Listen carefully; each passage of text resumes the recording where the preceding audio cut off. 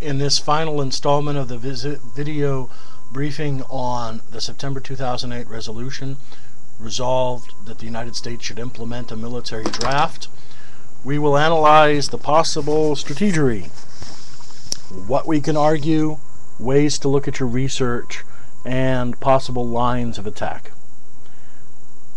Let's look at the pro side first. Remember, debaters, you have to come up with a pro and a con. The case is only 4 minutes long. Novices are exempted from writing cases, although they're certainly encouraged to come up with notes. But all returners must have cases written by the time they return. All right. Let's look at the pro. The first argument I think we can make, based on what we've talked about, is the emphasis on the civic duty and involvement of the citizen into the military. Doing such will restore the balance of power to government by creating, at times, a crisis of confidence in unpopular military actions. The President, as Commander-in-Chief, has the right to command the military. However, the Congress must declare war and is necessary for voting for procedures regarding expenditures. The Congress can also be empowered to directly oppose the President's decision for war. Therefore, with the draft and the possibility of American citizens being drafted into the military, this will increase popular community support for a military action, or conversely will create protests against a military action. So this is a more civic argument that I think is important to look at. We also have to look at, in another argument for the pro, that the emphasis on the war on terror and also the multiplier factor of military actions. There are currently going to be more and more military involvement, and there's a necessity for the military to have a function within unstable states. There's a huge number of failed state indexes of countries that are basically in free fall. There's a concept here that there's an importance for humanitarian action, the concept of the American military involved with nation building and the extension of American soft power. Think of it as a more disciplined Peace Corps. The third argument, now this is going to, we'll go back to that argument. You have to be very careful that you treat the Iraq War and military involvement carefully.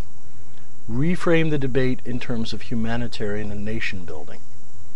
The third argument for the pro is that universal military service would erase the current divisions between rich and poor found in the all-volunteer force. Remember, the all-volunteer force has a disproportionate number of minorities, recent immigrants, blue-collar workers, and people from rural areas. And this would create a more representative military focus, as well as promoting, honestly, potential of more civic responsibility. One should cross-apply Israel and South Korea compulsory military service when you do this research. On the con side, speaking against a military draft, we have to think that a universal military draft is contrary to the American tradition of a professional military. That there is an importance found in the professional military, founded at West Point, founded at Annapolis, that the nature of the professional military has always been America has functioned with small armies, and that has been one of the bases of freedom as well as economic prosperity. Studies show that draftees are less effective than professional soldiers. And if you talk to some of the teachers at RMA and some of the former military, many of them are opposed to the draft because of this question of making the military less effective. Second argument is more manpower could actually backfire and empower an imperialist presidency, expanding military actions rather than restricting them. Currently, the Iraq War is unpopular. President Bush's popularity ratings are very low. That does not stop the question of the surge from being debated and implemented. What would the dangers be if we had another imperialist presidency? Another president who saw the increase of manpower as a greater tool rather than a restriction. You would have to deal in this argument against increasing protests against the draft, a la Vietnam era, and you would have to figure a way how to craft the argument towards the potential of abuse. But I think that could be done because we've seen no war declared since World War II, and honestly, the ability for the executive branch to act unilaterally is huge. So I think the question of abuse from the executive branch would be a good one. Finally, universal service for all would not be a reality. There have always been exclusions for the rich, the educated, and the connected. The National Guard service in Vietnam, college deferments, families, and as well as the question that are women in combat positions. The draft would further argue that there would be greater social inequities in the current system because the argument goes that in American justice, you can get as much justice as you can afford. Back to the Vietnam era of draft counselors and draft attorneys by Harvard Law, that many of the wealthy could find exemptions. Things to watch in the debate. Be careful of. Don't be extreme either way. Iraq is an unpopular war. Realize that college students tend to be more liberal. And teachers as well, who are going to be your judges. Yet, judges are not universal in their opposition to the war. There is still 1 out of 5 Americans believe in the importance of the Iraq War. Be careful when you speak that you're showing proper respect to political offices and their holders. It is never Bush, it is always President Bush. It won't be Rangel or Pelosi, it will be Congressman Rangel and Speaker Pelosi. You must maintain your ethical appeal as a well-reasoned debater. Then when you think about any way you craft your arguments, focus on the central issues of America on either side of the debate. What are those central issues? Fairness. Is this a fair action? Involvement of the citizen in the body politic. Would the draft increase citizen involvement?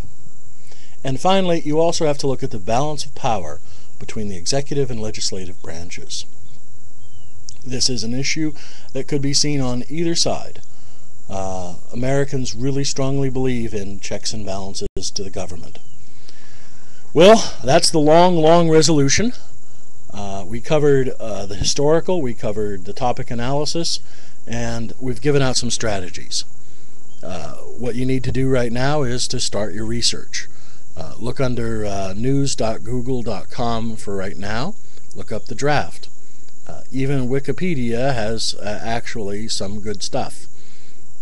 Also start talking. Start talking a lot and think about the resolution. Over the next few weeks, we will be sending out to all parents and students, just as a double check, the briefs, which are to be highlighted, 3-hole punched, put in binders. Everyone, novices and returners, have to have those done by the time they register. I know some of our students are in cadre. You're going to have some speed on here. If the briefs come out while you're in cadre, I will have printouts for you. The returners need to have 2 cases, a pro and a con, 1 case for each side, 4 minutes, so about a little over 2 pages. Structure it, put your stuff in. You need to have that printed out. The cut will come on September 1 with the new students. Those who don't have the binders at registration, they're not going to make the varsity team. Those students who are returners need to have cases written when they show. So, it's exciting. I'm looking forward to it. My first thought of this resolution was, no. But actually, the more I've thought about it, I think it's going to be an interesting topic and one that will get a lot of different reaction. So, enjoy your debating and contact me if any questions.